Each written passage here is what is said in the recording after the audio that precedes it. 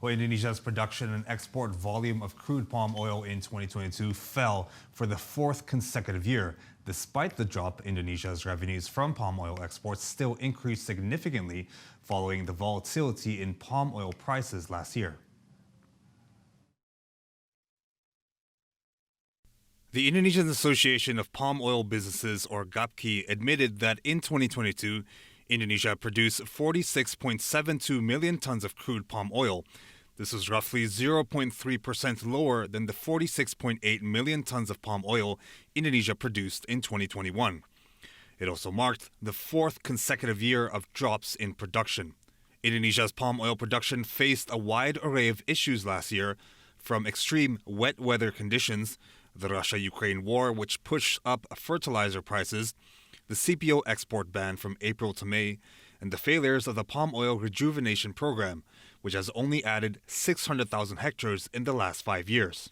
The high price of crude palm oil in 2022 also made it more costly to replant palm oil trees.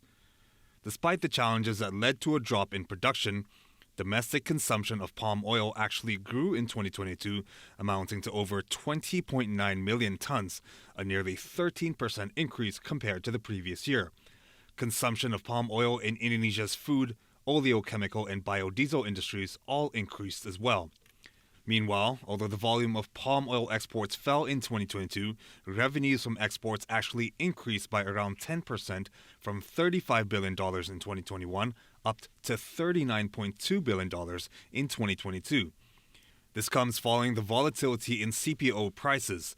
On the 1st of March, for example, CPO prices in the Malaysian market reached 8,163 ringgit per ton, 55% higher than its price in the beginning of 2022.